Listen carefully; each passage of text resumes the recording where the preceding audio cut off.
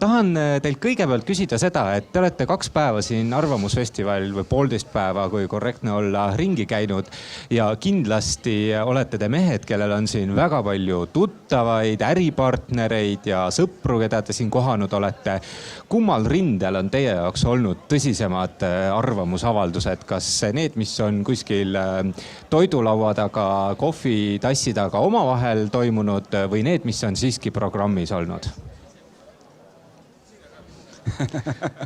Ma võin alustada, et kindlasti nii-öelda programmivälised on minu jaoks olnud huvitavamad, kõnekamad ja kuna ma nagu mingis mõttes kogun lugusid ja need on alati nagu huvitavad, siis kõige rohkem lugusid ikkagi saab inimestelt nii-öelda off camera ja off the record, jah. Keegi just ütles Twitteris selle kohta väga ilusasti, et kõik on nõus sellega, et ilm on ilus, kõige muu kohta on 2 albumust. Ja minu arust on ka neid albumusi tulnud lavalt võib-olla mõne võiva vähem, aga kas siis nende lavade eest publikust või nõks lavast kaugemal võib-olla läheb see jutt nagu sügavamaks? No siiski olete te hoolimata nendest rohketest metsaalustest ja muidu vabas keskkonnas toimunud vestlustest leidnud enda jaoks ilmselt ka mõned olulised arutelud programmist. Mis on siiamaani olnud sellised põnevamad tipud või kõlama jäänud arvamused teie jaoks? Ma ei tea, võib-olla kõige rohkem mulle siiani on meeldinud eile õhtune arutelu alkoholipoliitika teemadel, mida juhtis Margus Uudam, kes on üsna selline poliitika ja süsteemiväline inimene, olles investeerimispankur või riskikapitalist ja samas paneelis olid poliitikud. Ehk siis kui nii-öelda inimene rahva seest, kelle meeldivad numbrid ja kes esitab küsimusi faktida, ütleb lihtsalt fakti ja siis ootab, mida teised, kuidas sellesse need inimesed, kes iga päev peavad poliitilisi otsuseid tegema, kommenteerivad. On see siis, kui palju raha läheb alkoholireklaami või kas teie teadsite, et igal eestlasel 10 meetri ulatuses üks alkoholi müüb pood, 10 minuti ulatuses, et seda laadi faktid pai lauale ja siis selle ümber tekkis diskussioon. See oli minu arust väga hästi struktureeritud ja nagu mõnes mõttes sellisele piinlikule, ebameeldivale ja sellise teemale, mida keegi ei tea, kust otsast lahendada, väga konstruktiivne nagu lähenemine. Mulle meeldis see sama ka väga hästi.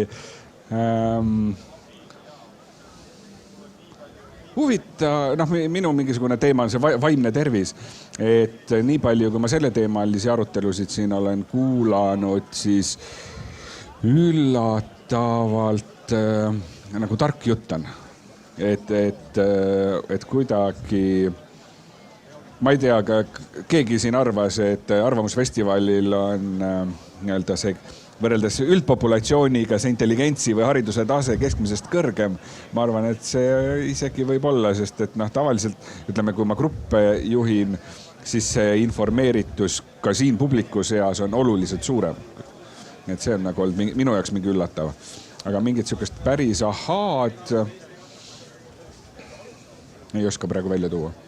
Me kaameramehega siin hommikul käisime ringi platsi peal ja küsitlesime inimesi ja nende meeleolusid ja jõudsime ka tegelikult üheskoos selle sama seisukohani, et kui kuskil muus keskkonnas käia kaamera ja mikrofoniga ringi ja inimestelt küsida midagi, siis see tulemus on tihti väga kesine. Aga siin, nagu inimesele mikrofoni ette panid, hakkas tulema seisukohti, arvamusi, selgitusi, et tõesti see kontsentratsioon tundub, et need inimesed, kes on Arvamusfestivalile juba kohale tulnud, on nagu mingi mõttelise eeltöö enda jaoks ära teinud. Aga teie läbi oma tööalaste kontaktide peate ilmselt mõlemad tegelema inimeste kaasamisega, on see nii? Tuleb ette küll, jah. Kui te siin neid vestlusi olete nüüd jälginud, siis öelge mulle, mismoodi on kõige kavalam või õigem kuulajaid või kuulajaks tulnuid kaasata sellesse arutellu või vestlusse või argumenteerimisse?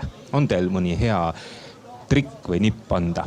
Ma võin nagu siit, lihtsalt mis ma olen nagu näinud, Peep Vain rääkis alustuseks ühe väga personaalse loo ja siis andis sõna publikule. Samal laval eile hommikul juhtus see, et sõna jäi liiga kauaks sinna lavale.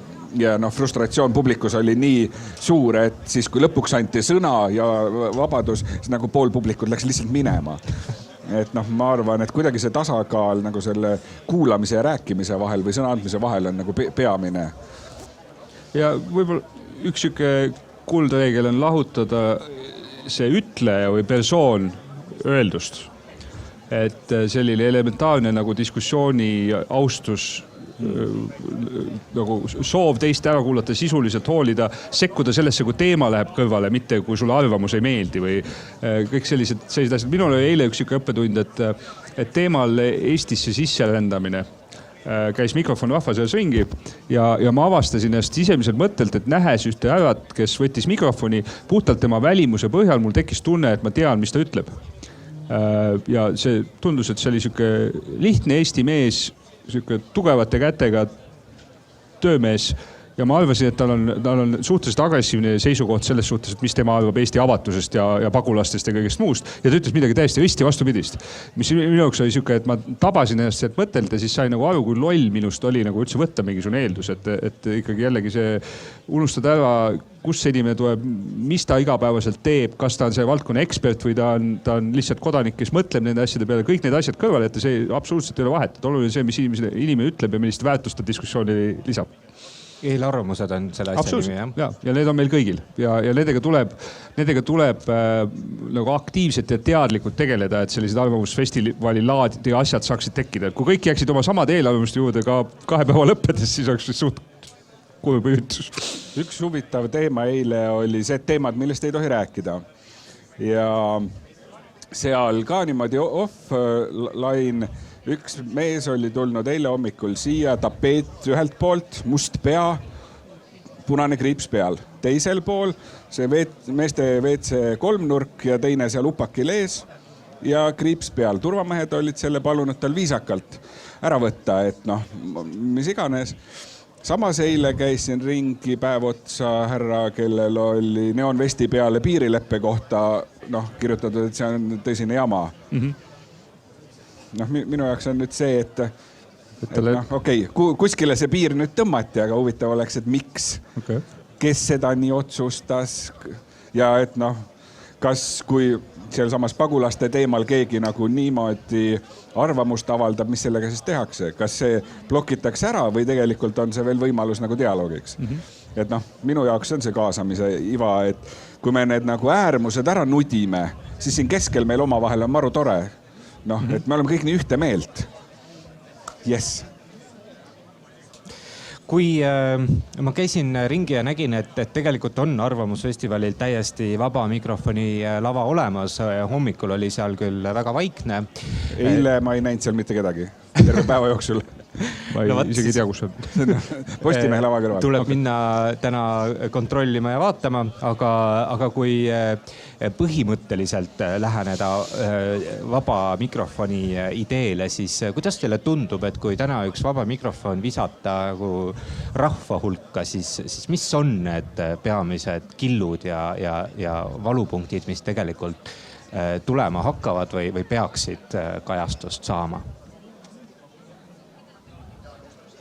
Kus see valu ma meie arvan, et mõtetes on? Võib-olla rahva kohta rohkem, ma tean enda kohta. Alustame siis tennist ja rahvast ja siis lähme sinu ja isiklike lugude. Ma jäin praegu mõttesse, et kas see on nagu midagi, need teemad, mis on inimestel mõttes, tegelikult peegelduvad nendes lavade nimedes ja lavade teemades. Et siin on, see ei ole nagu mingisuguse keskse organi poolt tehtud festival, vaid see on ikkagi tohutu nagu sadade vabatahtlikke ja vabaühenduste nagu mõttetöö tulemus, mis siin on. Ja see mõttetööd alustati, ma saan aru, põhiliselt selle aasta alguses. Ehk siis need on tegelikult, need samad lavad ongi ju viimase poole aasta suured teemad. Räägitakse haridusest, räägitakse sisserändest, räägitakse e-riigist on väga palju teemasid, räägitakse ettevõtlusest, mitte ainult, mina olin siin mingite startupi teemades, aga ma vaatasin, et ikka toidu teemalised ettevõtlusteemad, mingid sotsiaalse ettevõtluse teemad. Ehk siis tegelikult need on ju kõik need asjad, millega võib-olla täna siin 2 päeva räägitakse nagu intensiivsemalt ja laiemapõhjalisemalt, aga mingid inimesed tegelevad ja muretsevad nende pärast aasta läbi. Et sellepärast ma arvan, et kui sa täna hakkaksid tõmbama inimesi, küsiksid, mis teile tegelikult korda läheb, ma arvan, et nad ütleks neid samu asju. Ja sulle isiklikult? teemadest, ma arvan, mis sa veel ei öelnud, on nagu haridus ja kuidagi see vaimne tervis. Aga et minu taju on see, et inimesed on nagu arvamisest väsinud. Nad tahaks tunda. Ja siis päris mitmes niimoodi offline vestlus on olnud, et tegelikult nagu inimesed tunnevad ennast nende arutelude käigus ühte või teistmoodi, et siis võiks järgmine aasta olla tunde- ja arutelufestival. Inimesed tahavad teha ka. Ja. Hästi palju öeldakse seda, et tore küll, päris hästi arutame, aga kes nüüd teeb? Ja. Ja eks nende ühiskondlike algatuste ja vabaühenduste teemadega on nii, et ega kui ise ei tee, siis ei teegi keegi. Et loodetavasti siis väga paljud saavad siit ka nagu seda sädet, et tegelikult see teema läheb mulle nii palju korda, et ma nüüd teen ka. See väga suju sissejuhatus mu järgmisele küsimusele, mille sa praegu tegid. Ma tahtsingi arutleda sel teemal, et arutleda on ju tegelikult äge ja kui on veel kuulajaid, siis on veel ägedam, sest tundub, et see teema on oluline. Et kuidas neid arutlusi ikkagi arutleda nii, et nendel oleks mingisugune tulemus või tekiks mingi platvorm, et keegi hakkaks siis tegutsema? Kaks mõtlikut meest vaatavad üksteisele otsa. No lühike vastus on, eks ole, et tuleb nagu rahvast kaasata arutellu. Kui nad on ise selle asja väljamõtlemise juures, et siis nad tõenäolisemalt midagi nagu teevad ka. Mina tulen selle sama tundeteema juurde tagasi, et ma võin teada midagi, see ei tähenda, et ma seda teen. Aga kui ma usun, ehk see tunne on ka seal taga, siis ma hakkan tegema. Et kuidagi tuleb jõuda nagu selleni, et need emotsioonid ka sinna kaasa saaks. Et see ei ole ainult rääkivad pead laval. Võib-olla see on ka siuke mingi osa publikust on jällegi see, kes siis kuulab jutu ära ja võiks võtta sealt mingi oma sisendi sellesse, mida ta esmaspäeval teeb. Kõige lihtsam näide on poliitikud, et kui see on Riigikogu liikmed, kes istuvad publikus või laval ja siis nad arutelust leiavad mingi huvitav mõte, et siis see võiks nagu mõjutada seda, kuidas ta hääletab või mis lause ta järgmisse eelnõusse juurde pakub või et seal võiks siuke väljend olla. Et see on nagu kõige praktilisem viis. Ja siis sellest nagu kõrval on see, et kui on siin istub näiteks mõni keemik, kes kuulab neid lugusid laste haridusest ja otsustab, et tegelikult ma nüüd läheks ja paneks mingid vabatahtlikke tunde oma kohalikus koolis või et see on mingi asi, mis on nagu väljaspool tema tööd. Et ilmselt see teine samm on nagu vähe suurem ja vähe nagu pikem, mida astuda. Aga kui sul see usk tekib, siis sa ilmselt teed seda. Aga see tähendab seda, et sellega tuleb tegeleda natuke tihedamalt kui kord aastas. Ja. Eile kuulsin, et vist Jõhvis või Jõkkeval, ma nüüd vabandan, kui ma kellelegi liiga teen, aga tehakse novembris oma arvamusfestival. Nagu et seda asja edasi ajada mingit oma teemadega. Ja siis väga palju neid asju, mille üle me ühiskonnas kakleme ja vaidleme, nende taga, need on kahte liiki. Ühed on sellised konfliktid, kus inimestel on arvamus ja see on erinev sellest, mis juhtuma hakkab. Ja teine pott on see, et kus inimestel pole arvamust, sest nad ei tea. Ehk siis kõige suuremad hirmud on see siis mingisugused teised peremudelid või on need sisserännanud inimesed. Kõik need enamasti on nagu sellest, et sa ei ole isiklikult sellega kokku puutunud, sa ei tea, millest räägitakse, siis sa pigem oled vastu. Ja ma arvan, et selline arvamusfestival on hea formaat, et seda teist potti nagu maha võtta. Et sa vähemasti tead nagu mingitest teemadest, kus räägivad inimesed, kes selle peal mõtlevad, siis sa võid nendega nõus olla mitte, aga sinu teadlikkus suureneb igal juhul. Ja siis võib-olla need lavalised sellised pehmemad ja ohutumad vaidlused võib-olla neid väga neid ühtepidi arvavaid teistpidiseks ümber ei kalluta. Et see on nagu kuidagi keerulisem ja pikem töö ilmselt. Julgete te nüüd siin välja käia ka ühe või mitu seda tegevust, mis teie esmaspäeva hommikul, homme hommikul teete või teistmoodi teete, sest te olete siit arvamusfestivalilt selle mõtte, idee, otsuse, seisukoha kaasa saanud?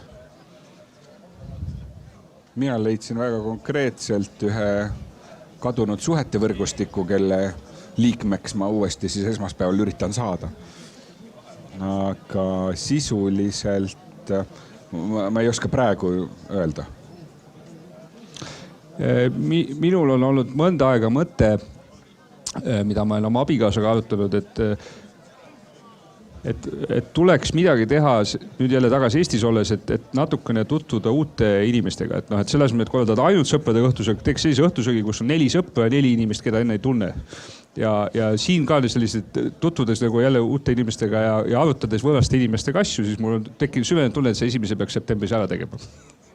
et mitte jälle ei jääks see nagu kord augustis ürituseks. See on väga huvitav mõte, sest tegelikult me oleme ju selline rahvas, kes sellistel festivaliformaatidel suudab kuidagi üksteisega vabas vormis suhelda, aga argipäevas see kuidagi nagu ei kipu meil välja tulema. On see nii? Või miks see nii on?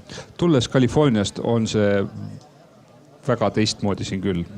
Noh, kõik need aljad, et kui sa juba hommikul oled kolleegile tere öelnud, miks sa talle peaks päeva jooksul noogutama veel, kui sa kohtad teda koridoris. et seda enam, et kui sa üldse inimest ei tunne, miks sa peaks ta tere ütlema ja kui sa talle tere ütle, miks sa peaks taga arutama midagi. Et selline algab see ilmselt võõrale inimese silma vaatamisest ja siis tulevad kõik järgmised sammud ka. Kas see vaimse tervise ja heaolu poolt teeb mingi vahe sisse, kuidas ise igapäevases elus suhtled teistega ja kui palju sa seda sõbralikku arvamusavaldust ja ise lähenemist ette võtad? Lühike vastus on jah. et see samamoodi nagu laps areneb nii-öelda ema peegeldustes, täiskasvanud inimene tegelikult ise areneb samamoodi suhetes, mis ta on. Ja kui selles mõttes on nagu väga hea tähelepanek, et ma ei tea, palju täiskasvanud inimesed nagu uusi sõpru, uusi suhteid endale teevad, see tähendab, et nad jäävad nii-öelda suhteliselt rigiidseks. Ja nende minapilt on enamasti kuskil seal keskkooli lõpus ja siis nad mingi hetk avastavad peeglist, et oi. Aga see on täpselt see, et kui sul nagu uusi suhteid ei ole, teistmoodi ei hakka tegema. Ma käisin samamoodi ühe Ameerika tuttavaga matkarajal, ta ütles kõigile tere. Alguses vaatasin teda väga imelikult, lõpuks hakkasin ka ütlema ja oli väga tore. Ma ilmutan nüüd oma naabreid tagasi olles sellega. Aga see on üks asi, mis võib-olla selle telgiga, kus me praegu istume, seostub. Ta on päris palju teoreetikud, kes on uurinud seda ja tegelikult tehnoloogia ja tehnoloogiline suhtlemine kiirendab sellist polariseerumist. Sul on üha lihtsam on hängida ainult oma sõpradega ja olla ainult oma Instagrami feedis nagu nende inimeste haardeulatuses, kes sind jälgivad ja olla Facebookis nendes gruppides, kus on sinu sõbrad ja siis nendest tekivad kajakambrid, kus inimesed hakkavad võimendama niikuinii sarnaseid arvamusi ja siis lõpuks on see konflikt välise maailmaga või teiste arvamustega nagu üha sügavam, ületamatum. Cass Sunstein on üks Chicago ülikooli õigusprofessor minust, kes on kirjutanud sellest väga palju. Psühholoogiliselt nimetatakse seda vale konsensuse efektiks. Okei. Tehnoloogide meeldib polariseerumine. Aga et see on nagu täiesti reaalne asi ja see juhtub nagu kõikide nende tehnoloogiate tõttu, mida me igapäevaselt kasutame kiiremini, kui ta juhtus 30 aastat tagasi. Ja see võib-olla lihtsalt suurendab seda vajadust, et sa inimesena pead nagu natukene rohkem vaeva nägema, et selle vastu olla ja sellest teadlik olema, et see niimoodi juhtub. Aitäh teile! Võtame siit kaasa selle mõtte kõik koos, et ütleme üksteisele rõõmsalt rohkem tere. Nii liftis, koridoris kui tänaval naeratame, oleme sõbralikud ja oleme vaimselt tervemad ja tugevamad ja kokkuvõttes õnnelikumad inimesed nii üksikisiku, pere kui rahvana. Sa poiss. Digitark Live jätkab siit Vunk innovatsiooni telgist ja nüüd me hakkame rääkima sellest, kuidas internet trügib sisse uksest ja aknast ja kõikidesse meie asjadesse, nii meie taskus kui meie kodus, kui meie autodes ja kontorites. Milles teil viimasel ajal on internet sisse trüginud? Olete te tähele pannud, et mõni uus vidin on saanud osaks teie argielust, kus on internetiühendus kaasatud? Ma pigem praegu taandarenen, mul lendas läpakas õhku ja ma olen tagasi läinud nagu lauaarvuti peale, et ma ei peaks tegema tööd, kui ma kuskil reisin või teen, et ma teen. Eks mingeid asju saab ikka teha, aga ma olen pigem üritanud teadlikult nagu taandareneda, et ei oleks võimalik kogu aeg olla online'is. See, mida mina oma elus teen töises mõttes eeldab, et ma olen kogu aeg ühenduses. Ehk siis minul trügis viimati internet nüüd enam-vähem mõistlikul kujul maamajja, et kus ta siiani oli kehval kujul. Kaasa võtud suitsuahju ees, sest kui sa suitsutad näiteks lamba koiba 6 tundi, siis on väga raske, kui sul samal ajal internetti on, sest siis sa ei saa võtta 6 tunnist auku. Aga siuke sisulisema viimati nagu lihtsalt väljaspool seda, et tekkis internet, ma arvan, et ma hakkasin salvestama oma und. või et ma tean, kui palju ma magan ja kui palju ma ärkan öösel. Ja see on andnud nagu mingit tagasisidet mingite ajumuste osas, mis loodetavasti aitavad kauem elada.